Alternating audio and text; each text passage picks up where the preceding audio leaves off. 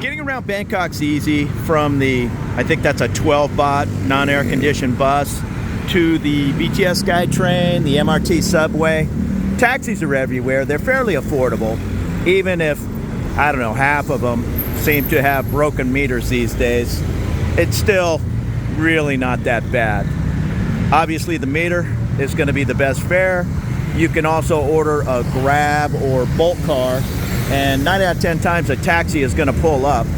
But if you want to flag a taxi down, you just look for the light on in the window. It's either green or red. It'll be inside the in the dash. Like this taxi's occupied, he doesn't have his light on. It's not up on the top of the taxi like in many places in the world. One thing you really have to be careful of, okay, here comes a taxi with the green light in the dash. You really have to be careful getting in and out of that taxi, because the motorbikes are just crazy. Traffic is flowing this way, and every few seconds a motorbike will just be going the wrong way. So this is an available taxi with a green. So just be careful opening that door. Certainly opening it on traffic side. Very, very common for the motorbikes to be splitting traffic, and you'll hear at least 1 or 2 times a month a collision of somebody opening that door and a motorbike just plowing into it. And if it plows into your leg, that's even worse. So just be really careful. Even look in all directions when you're getting in and out of that taxi. Like I say, traffic is flowing this way. And of course, as I started filming, they're not coming, but the motorbikes will.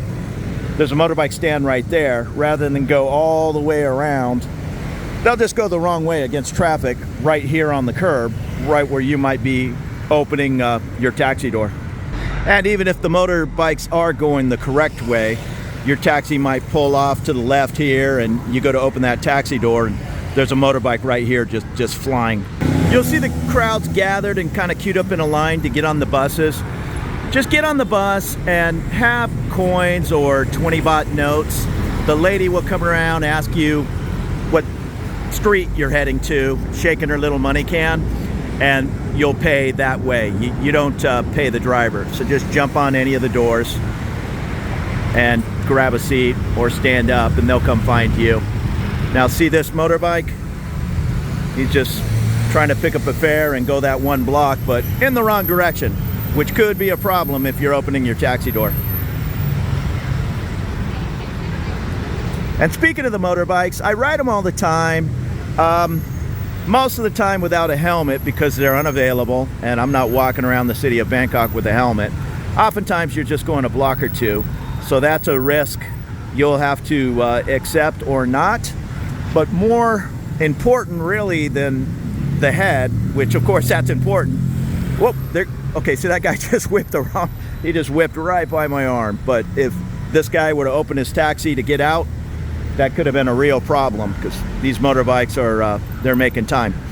One of the more important things to look out for on the motorbike is your knees, because these guys are just ducking in and out of traffic like crazy.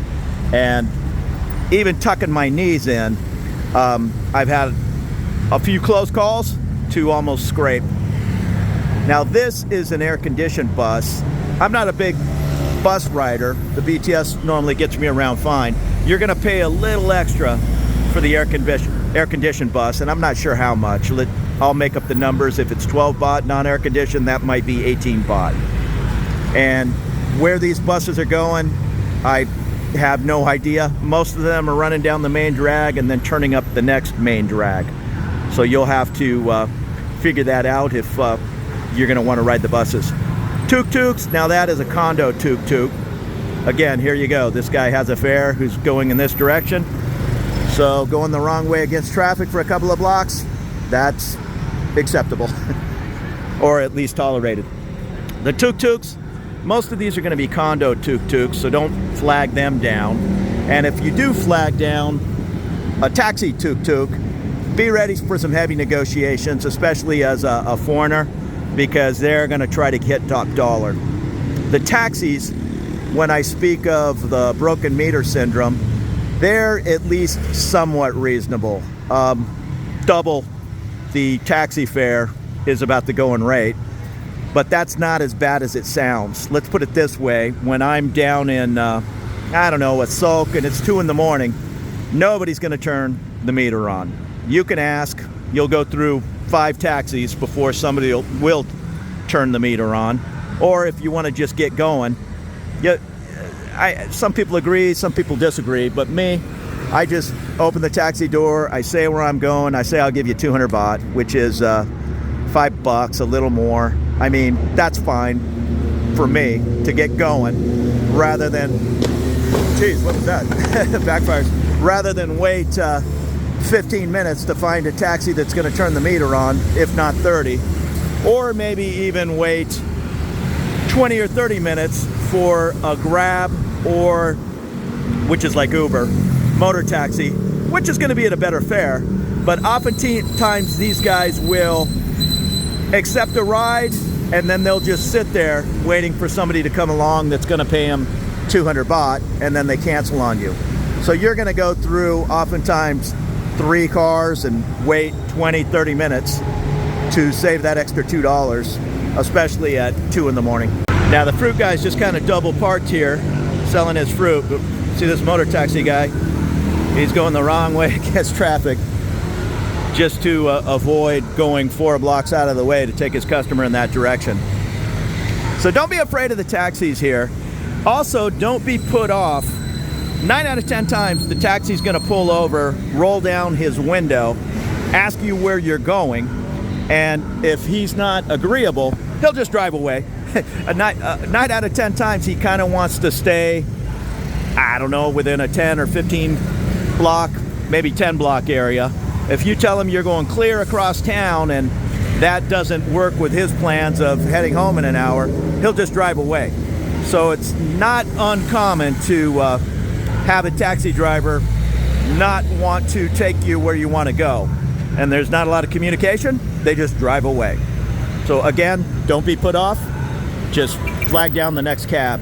Normally, after 1 or 2 cabs, you'll get where you're going. Now this bus is it's really packed with customers. Here's the Moto Taxi stand. There's a string of guys waiting. This guy is next to take the fare. Moto taxis are really designed to get you to, okay, let's put it this way.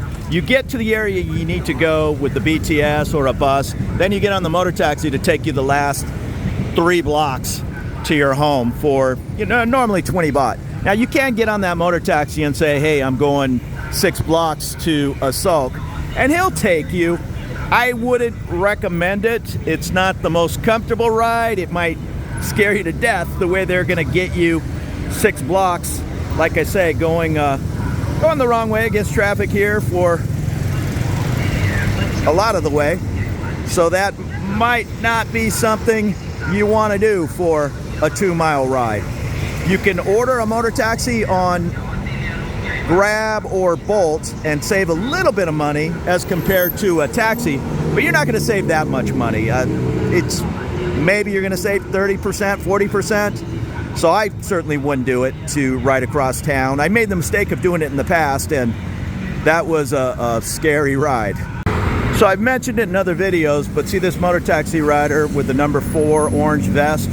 That's a taxi. The other guys you'll see racing around, well, you'll just see guys on their own motorbikes, or a lot of times you'll see guys with a green vest or a big green box. Let me see if one comes by. That is food delivery. So do the best you can.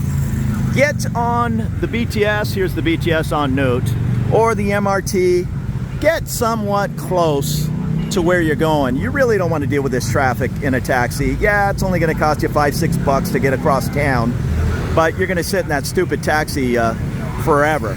So get on the train, get close to where you're going, and then ride that last mile on a motor taxi or a Bolt, anything, just to go that shortest distance in traffic that you can. Not really to save money, but to save time and hassle. Oh, one other tip, if it'll work for you, a lot of these motor taxi guys, okay, see there's the orange vest right there, and this is how you do it. She's riding the motor taxi right to her BTS train, and there you go. That is the ideal situation, is to use either BTS landmark or MRT just tell the motor taxi guy, take me to the En Route BTS. No problem. He doesn't need to speak English to understand exactly where you're going. If you're trying to explain you're going to this night market, which happens to be attached to the En Route BTS, that's going to be a 5-minute Google translation conversation. So just tell him, take me to the BTS En Route, and then walk that last block over there, and it'll make everybody's life easy. Also, try to have the small bills or keep those 10 baht coins in your pocket. If you give one of these motor taxi guys a 500 baht note, I don't know how that'll work. He might have to pull into a 7-Eleven to get you change. Now, the tuk-tuks are fun, but you're definitely going to pay top dollar in these tourist areas. They just hang out on the corner waiting for the tourists. You have to do it, but if you're going to jump in that tuk-tuk and ask him to take you 4 train stops to your hotel, he's going to start at 500 baht or some crazy figure. The best way to have a little fun checking out the tuk-tuk is just this street right here. Is 20 baht on a motorbike to get the 3 blocks up Soi 11. You offer that tuk-tuk guy 100 baht, and 9 out of 10 times he'll take it.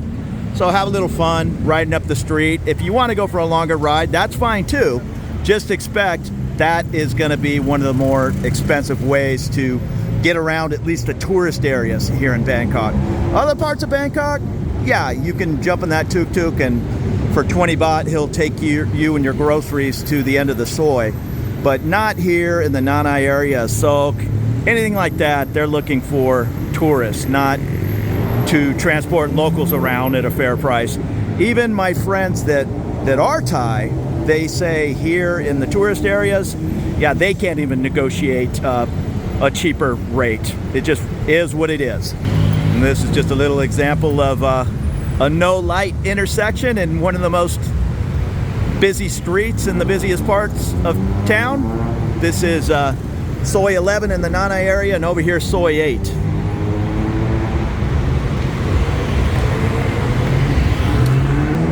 Now, to make your life easier riding the BTS, if you're going to be in town for a while, even if you're in town for a week, 10 days. This is a rabbit card for the BTS. You'll need your passport, take it up to the little ticket window, and then load whatever you'd like on there. I don't know, start with 500 baht. It's usually 30 baht a ride. It depends what stations you're going. Sometimes it's 40 baht, sometimes it's 22 baht. I'm pretty sure you can refund the card back in. I believe they charge you 100 or 200 baht deposit for the card. So take your passport up to the window. They'll give you the card, charge you the deposit, load it with whatever monies you'd like, and then you don't have to bother with the individual ticket. You just beep in and beep out each ride. And then again, I'm sure when you leave town, I've never exchanged a card back in, but I'm sure if you take it back up, they'll give you your deposit back, and I would assume if you have 100 baht left on there, they'll also return that. I'm not sure about the MRT. I think they have a similar type of card. It is a different pay system. The MRT is the subway, the BTS is the overhead train.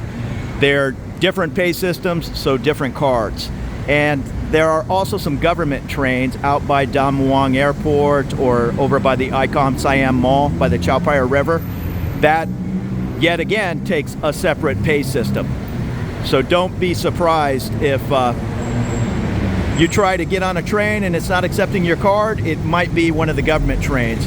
But the main tourist line, the Sukhumvit Green Line, that's the main BTS line you'll be on, or the Silom line towards Patpong and Saladang. That will take the BTS rabbit card, no problem.